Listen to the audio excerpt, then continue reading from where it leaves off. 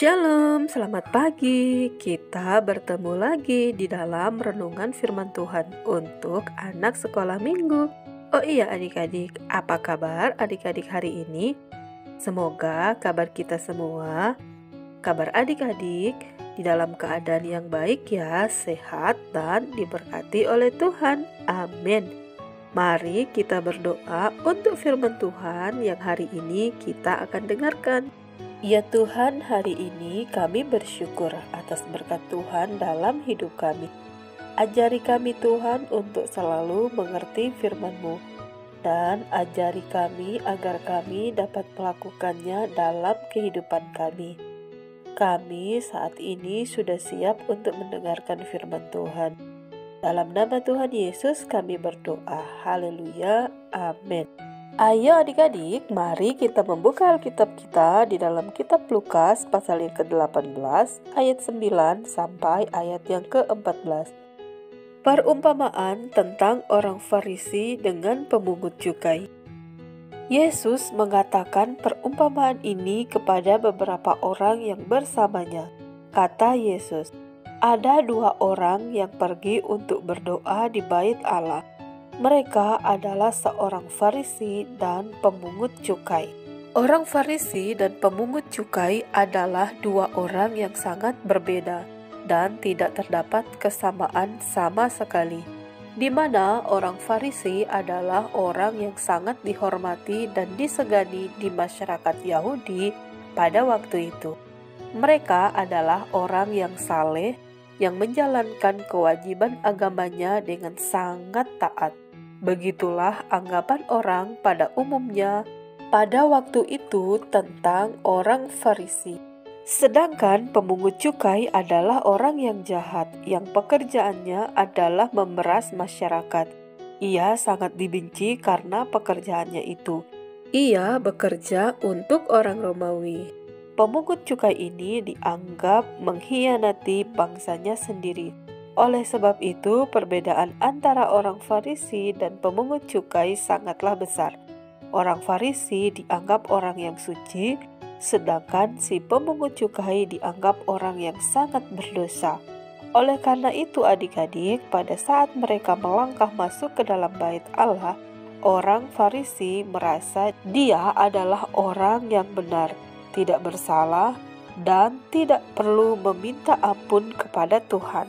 Dan beginilah adik-adik doa orang Farisi itu. Orang Farisi itu berdoa, "Ya Allah, aku mengucap syukur kepadamu, karena aku tidak sama seperti orang lain. Bukan perampok, bukan orang lalim, bukan pesina, bukan juga seperti pemungut cukai ini. Aku berpuasa 2 kali seminggu. Aku memberi 1/10 dari segala penghasilanku." Begitulah cara orang Farisi berdoa.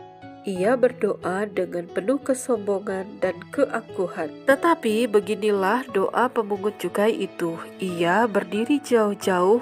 Ia tidak berani melihat ke atas atau melihat ke langit, melainkan ia berdoa dengan sungguh-sungguh. Dia berdoa kepada Tuhan, "Ya Allah, kasihanilah aku, orang yang berdosa ini." Orang Farisi itu berdoa dengan penuh kerendahan hati dan memohon pengampunan daripada Tuhan. Adik-adik, kita sudah mendengarkan doa dari orang Farisi dan doa dari pemungut cukai.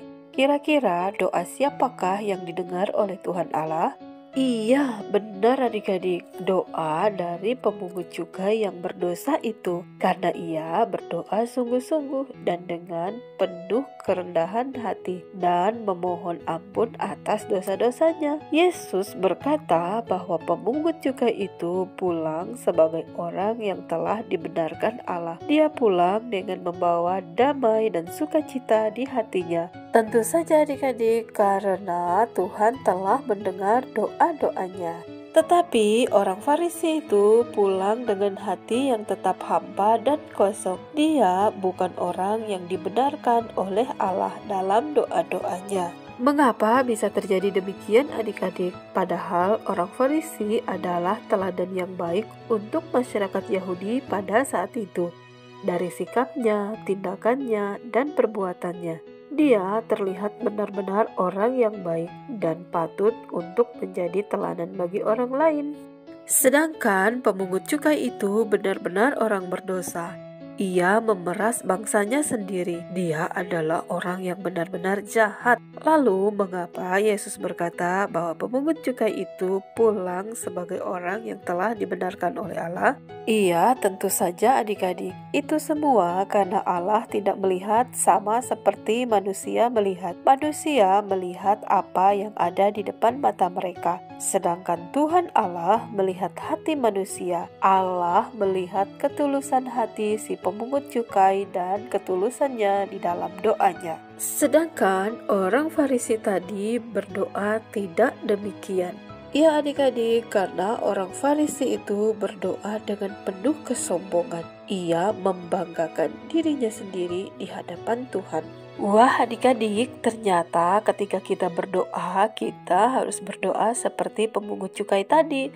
Harus merendahkan diri di hadapan Tuhan. Kita harus menyadari bahwa kita ini adalah orang yang berdosa. Dan karena kasih Tuhanlah dosa-dosa kita diampuni. Dan kita hidup karena telah dibenarkan oleh Allah.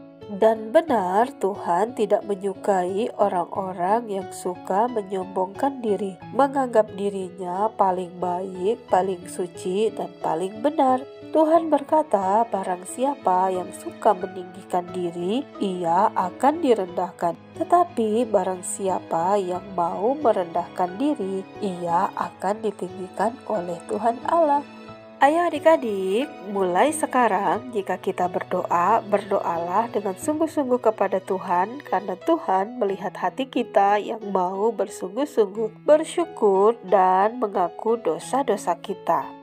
Mari kita berdoa untuk firman Tuhan yang sudah kita dengarkan. Tuhan Yesus, kami sangat bersyukur karena firman-Mu telah memberitahu kami bahwa kami harus merendahkan diri dan tidak sombong, agar kami selalu berkenan di hadapan Tuhan. Ampuni kami Tuhan apabila tanpa kami sadari, kami telah meninggikan diri kami sendiri. Biarlah firman ini terus mengajarkan kami. Dalam nama Tuhan Yesus kami berdoa, haleluya, amin.